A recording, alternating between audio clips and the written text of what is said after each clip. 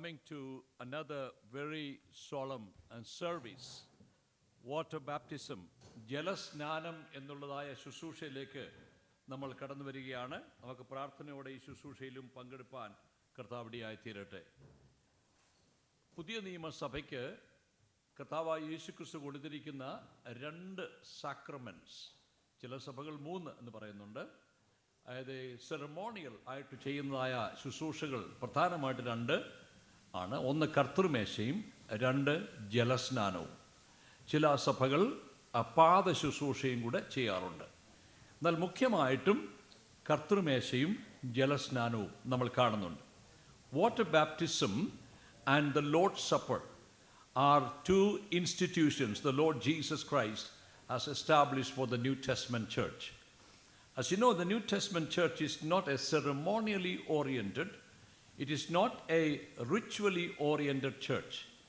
It is a relationally built church, as Jesus Christ is our Lord and our Savior.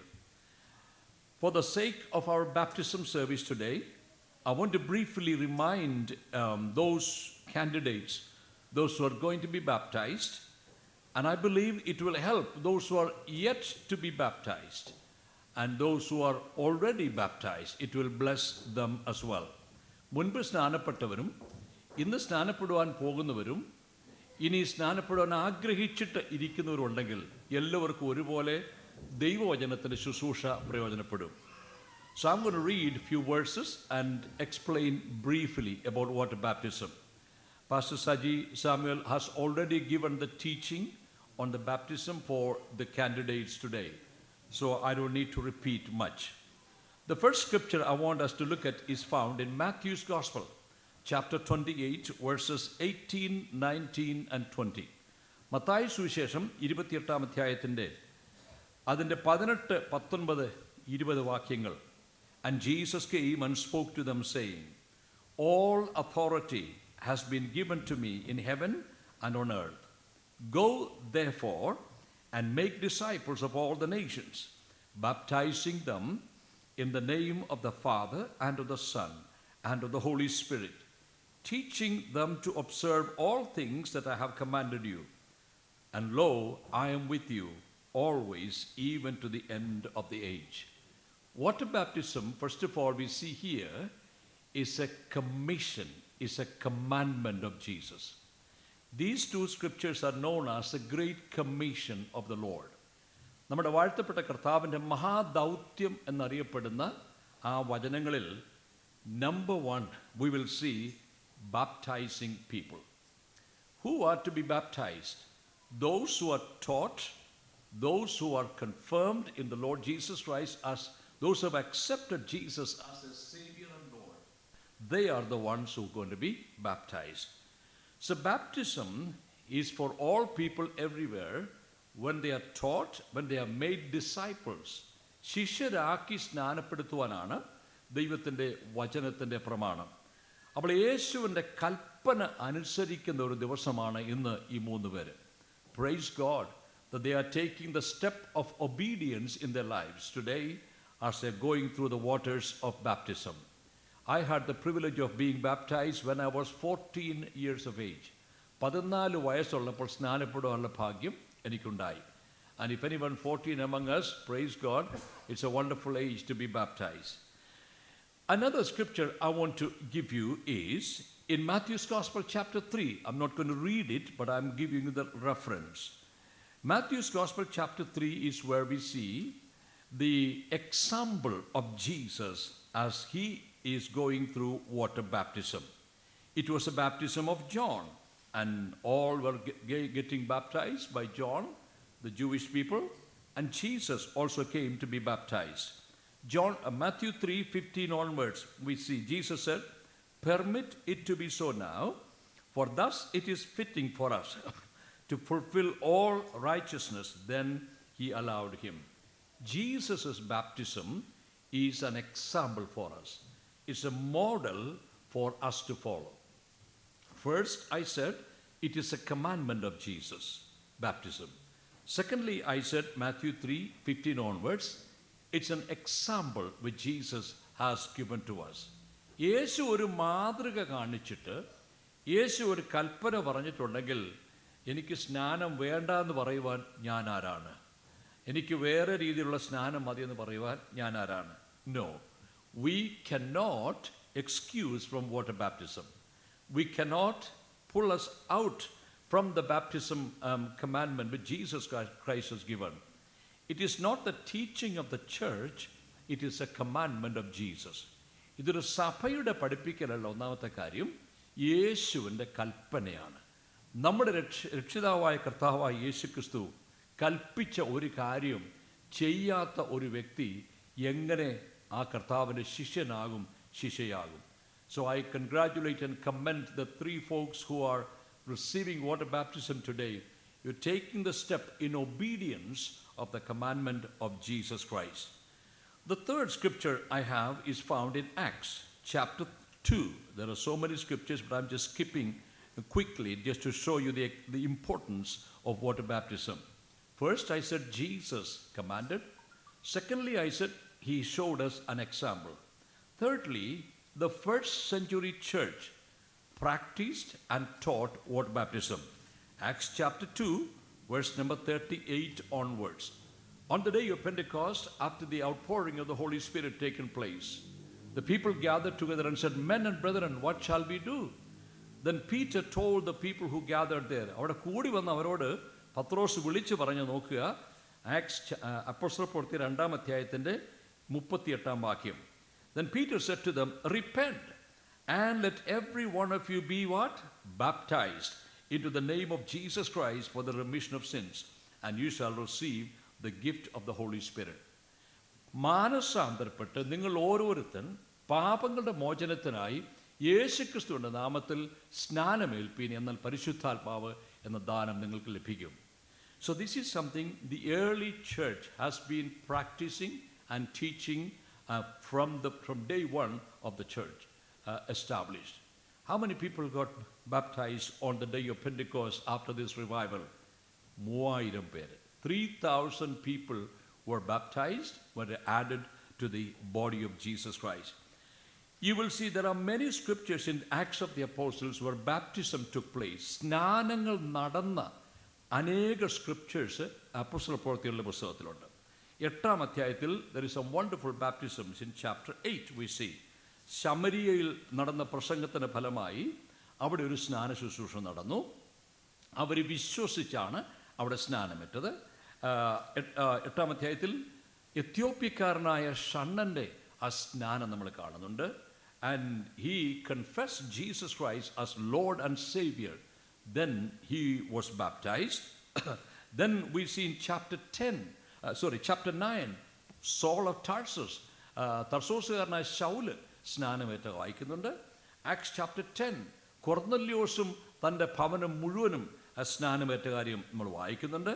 Then we come to chapter 19, എഫെസോസിലുള്ള കുറച്ച് വിശ്വാസികൾ യോഹന്നാൻ്റെ സ്നാനം ഏറ്റിരുന്നവരാണ്. പക്ഷെങ്കിൽ പൗലൂസ് അവരെ വീണ്ടും എന്ത് ചെയ്തു?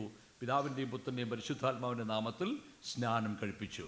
So if anyone listening to me, you had a wrong baptism. You had a wrong baptism in another religious sect and another cult or another traditional church which don't follow the scriptural way of baptism by immersion in water. You are also welcome to join in the water baptism service. Then skipping through quickly to Romans chapter 6. റോമാലേഖനം 6-ാം അധ്യായത്തിൽ കാണുന്ന ചില വചനങ്ങൾ സ്നാനത്തിൻ്റെ അർത്ഥം എന്താണെന്ന് ശരിക്കും നമ്മളെ വരച്ച് കാണിക്കുന്നുണ്ട്. Romans chapter 6 verse number 3 to 6. You read at home and meditate it. There are 3 words I want you to notice. In the baptismal water, what happens is when a person is standing in the water saying, "I am dead to sin." ഞാൻ പാപത്തിന് മരിച്ചവനാണ്. Okay? When the person going under the water, it is a significance, I am being buried with Christ. മരിച്ച ആളെ അടക്കാനൊക്കത്തുള്ളൂ അല്ലേ? മരിച്ച ആളെ അടക്കുന്നത് കുറച്ച് മണൽ വാരിയിട്ടോ അല്ലെങ്കിൽ വെള്ളം ഇങ്ങനെ തളിച്ചോ അല്ല ഒരാളെ അടക്കുന്നത്. ആഴത്തിൽ അടക്കണം, ഇല്ലെങ്കിൽ പിന്നെ അത് പ്രശ്നമുണ്ടാക്കും. So that's why we follow the biblical formula of water baptism by immersion. So Romans 6, 3 to 6, the first word is I am dead to sin. Second thing, I am buried with Christ. വെള്ളത്തിനടിയിലേക്ക് പോകുമ്പോൾ നമ്മൾ പറയുന്നത് ഞാൻ സ്നാനത്തിൽ യേശുവിൻ്റെ കൂടെ ഞാൻ കുഴിച്ചിടപ്പെട്ടു. When we are coming out of the water, the picture there is, I am risen with Christ. യേശുവിൻ്റെ കൂടെ ഉയർക്കുന്ന ആ സംഭവം. 3 pictures are seen in Romans chapter 6 verses 3 to 6 as we read about the water baptism. ഈ 3 അർത്ഥങ്ങൾ ഇല്ലാത്ത സ്നാനം ഒന്നും വാസ്തവത്തിൽ വേദപുസ്തക പ്രകാരമുള്ള സ്നാനമല്ല. ലോകത്തിൽ ക്രൈസ്തവ സമൂഹങ്ങളിൽ സ്നാനം ഇല്ലാത്ത 2 ഗ്രൂപ്പുകളുണ്ട്. അത് നിങ്ങളുടെ ഓർമ്മയ്ക്കായിട്ട് ഞാൻ പറയാം, നിങ്ങൾക്കൊരു പക്ഷേ അറിയാമായിരിക്കാം. 2 groups in the entire Christian sect, in the Christian denominations, they do not believe in baptism. Number 1 is called Salvation Army. രക്ഷാ സൈന്യക്കാർക്ക് സ്നാനമില്ല. ഒരു കൊടിയുടെ കീഴിൽ കൂടെ നടന്നു പോകുമ്പോൾ അത് സ്നാനമായിട്ട് അവർ കണക്കാക്കും. The second group, they were famous in United Kingdom. They were known as Quakers. ക്വൈക്കേഴ്സിനും സ്നാനമില്ല. അവർ ഷെയ്ക്കേഴ്സ് ആൻഡ് ക്വൈക്കേഴ്സ്, അവർക്ക് കൂടുതൽ മെഡിറ്റേഷനും അങ്ങനെയുള്ള രീതിയിലാണ്. But baptism is so important in the New Testament. That's why Pastor Saji and the church here, they have prepared for the water baptism for these 3 folks today. Then let me quickly summarize the word baptism. The word baptism is not actually an English word. It is a borrowed word from Greek. In Greek, the term for baptism is baptizo. B-A-P-T-I-Z-O, baptizo. Baptizo എന്ന വാക്കിൻ്റെ അർത്ഥം to dip, to plunge, to go under the water എന്നൊക്കെയാണ്. To immerse. അപ്പോൾ ബാപ്റ്റിസ്മ എന്ന വാക്കിൻ്റെ അർത്ഥം വെള്ളത്തിനടിയിൽ മുങ്ങുക, വെള്ളത്തിനടിയിലേക്ക് പോകുക, അല്ലെങ്കിൽ അതിൽ നിമജ്ജനം ചെയ്യുക, അല്ലെങ്കിൽ ഈ വസ്ത്രങ്ങളൊക്കെ നമ്മൾ ഡൈ ചെയ്യുവാൻ വേണ്ടി, കളർ ഉണ്ടാക്കാൻ വേണ്ടി ഒരു ദ്രാവകത്തിൽ ഇട്ടിട്ട് അതിലെടുക്കുന്ന അനുഭവത്തിനാണ് ബാപ്റ്റിസോ എന്ന് പറയുന്നത്. അപ്പോൾ അതിന് മുഴുവനായിട്ട് മുങ്ങിയിരിക്കണം. അതുകൊണ്ടാണ് മുഴുകൽ സ്നാനത്തിൽ നമ്മൾ വിശ്വസിക്കുന്നത്. ചിലർ പറയാറുണ്ട് ശിശുക്കളെയാണ് സ്നാനപ്പെടുത്തേണ്ടത്, ശിശുക്കളെ സ്നാനപ്പെടുത്തിയില്ലെങ്കിൽ അവർ സ്വർഗരാജ്യത്തിൽ പോകത്തില്ലെന്ന്. ഞാനൊരു സത്യം പറയാം, സ്നാനം നമ്മളെ സ്വർഗത്തിൽ കൊണ്ടുപോകാനുള്ളതല്ല. സ്നാനം സ്വർഗത്തിലേക്ക് പോകുന്നവർ ചെയ്യുന്ന ഒരു കാര്യമാണ്. Did you hear that? Baptism is something we do on our way to heaven. It is a public declaration that I belong to Jesus. Baptism is ഒരു പരസ്യ പ്രഖ്യാപനമാണ്. ഇന്ന് മുതൽ ഞാൻ യേശുവിൻ്റെ വകയാണ്, ഞാൻ അവൻ്റെ കൂടെ മരിച്ച് അടക്കപ്പെട്ട് ഉയർത്തിരിക്കുന്ന ഒരു പുതിയ സൃഷ്ടിയാണ് എന്നുള്ള അനുഭവമാണ് ബാപ്റ്റിസം എന്ന് പറയുന്നത്. I am so thankful for the baptism which I have taken. I'm so thankful those who are already baptized. സ്നാനമേറ്റവർക്കായി ഞാൻ ദൈവത്തിന് സ്തോത്രം ചെയ്യുന്നു.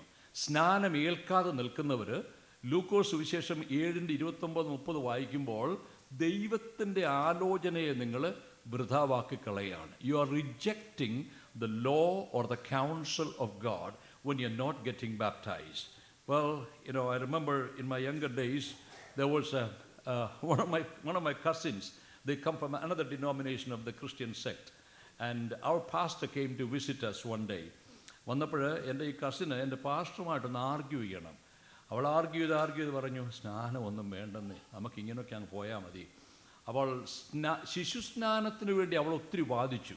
ശിശുക്കളെയാണ് സ്നാനപ്പെടുത്തേണ്ടത്. ഒത്തിരി വാദിച്ചപ്പോൾ ഒടുവിൽ ഈ പാസ്റ്റർ പറഞ്ഞു, നിനക്ക് സ്നാനപ്പെടാതെ സ്വർഗത്തിൽ പോകാനൊക്കെ അങ്ങ് പൊക്കോളാൻ പറഞ്ഞു. If you want to go without baptism, you do, but I am going to follow Jesus as he said. യേശുവിൻ്റെ കൽപ്പനയാണ് സ്നാനം, യേശുവിൻ്റെ മാതൃകയാണ് സ്നാനം. 1-ാം നൂറ്റാണ്ടിൽ സഭ പഠിപ്പിച്ചതാണ് സ്നാനം, അല്ലെങ്കിൽ വിശുദ്ധന്മാരൊക്കെ പാലിച്ചിരുന്നതാണ് സ്നാനം. അങ്ങനെയുള്ള സ്നാനത്തെ ഒഴിവാക്കുവാൻ നമുക്ക് ആർക്കും കഴിയത്തില്ല.